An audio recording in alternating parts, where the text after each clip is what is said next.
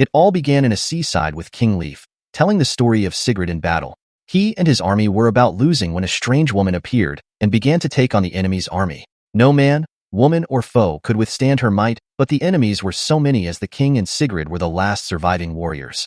A Valkyrie descended from the sky in its majestic form, and the body of the dead were taken to Valhalla as the Valkyrie bowed to Sigurd. The king was in love with her from that point on. The king arrived and met with the rest of his men, as Sigurd also happened to be present, engaging in a delightful conversation with them. The king took Sigurd and put a blindfold on her as he had something to show her. He removed the blindfold as she saw a majestic ship house as he plans a wedding feast for him and Sigurd when the building process is completed. He asked her if she would still like to marry him, which she replied yes, as they kissed and decides to mate. After mating, she pointed to the skies as Thiazi's eyes, a god who watch over the land of her people and wished to be able to wed with the king there, next to her kin, as she also wished the king could meet her family. The king granted her wish as they decide to leave in the morning. In the morning, she was about leaving and met her friend, Hervair, who told her she thought the king would take her as a concubine because she was yet to birth an heir, and the clan whispers as they felt their marriage will anger the gods. This angered Sigurd, and she left. The king at his father's grave spoke to him as the father wanted his line to continue and Sigurd might not give him any child. He struggled and managed to retrieve the sword in the stone as he affirmed his father's approval. The king and Sigurd rode to her town as Sigurd climbed up a tree and blew a horn which created passage route in the sea as the king and Sigurd rode forward towards her village. On arriving, they were met with the scene of giants sparring as one crushed the other and threatens to eat the king, but Sigurd stood up for him. But it turns out they were siblings as Sigurd hugged them both, as she informed the king that they had arrived in Jotunheim, her village. Sigurd also happened to be a princess of the giant folk as they met with her father the king, but he didn't welcome King Leif as they were a giant race and Sigurd has giant blood. But King Leif offered his father's sword and the Volsung hoard, coin taken from every wicked man as bride price for his daughter, which stuns everyone. King Leif also presented rich seeds, convincing Sigurd's father as they decide to hold a wedding.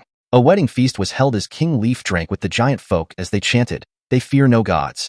Sigurd asked her father why the watchtower was abandoned, but he replied the gods do no longer visit as they once did, and they are at a slow war, so he called the men back as he assures her that King Leif will be safe there. The wedding was held as Sigurd was led down the aisle by Amma as the king of the giant folks honored the wedding, and as they kissed, lightning clashed as Thor appeared with Bedir uninvited in search of Loki as he felt Loki might be hidden there.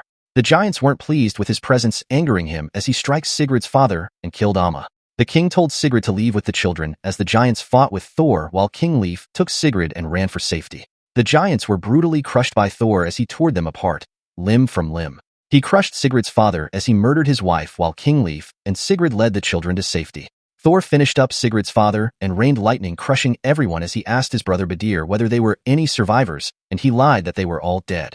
Thor, excited, left the scene as King Leif and Sigurd survived and were horrified on realizing the children they led to safety were all murdered, and Sigurd in horror swore vengeance on Thor. Still in pain, she was dragged to hell by a mysterious force, leaving King Leif behind. There she met with Loki as he offered her Thor. Loki introduced her to Hel, his daughter. He explained that the dead of war go to Valhalla while Hel takes the liars, the thieves, and the traitors. Loki wanted Sigurd to make a deal with the old gods, rekindling the old war, as Sigurd felt it was madness, but decided to do whatever he wants if it means Thor's death.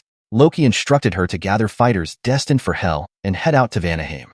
She was reunited with King Leif and told her he was in Hel and was offered help by Loki.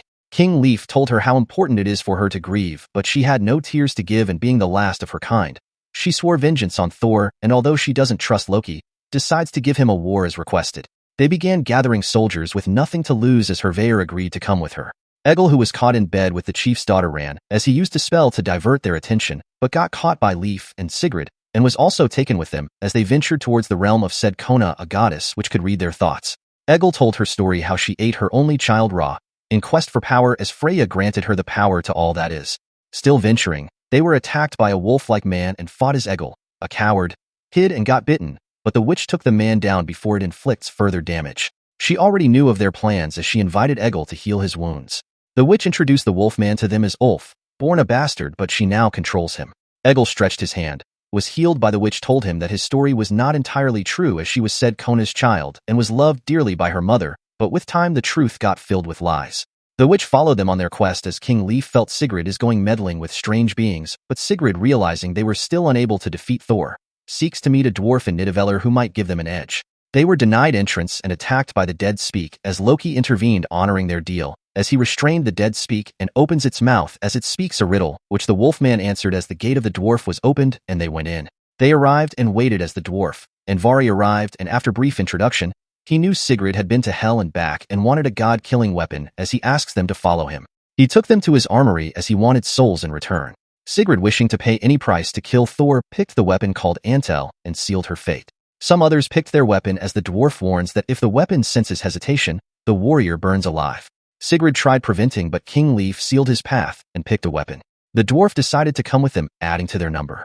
The dwarf told her to become more powerful by using the blood on her as she dives into the river containing the grieving souls of dwarf wives, and using the energy of their grief to become more powerful. She came out and was hurt on remembering what happened to her kin, and not a single tear could be shed for them. Odin saw through her plans for his son, Thor, as his eyes were gazed upon them. Thanks for watching.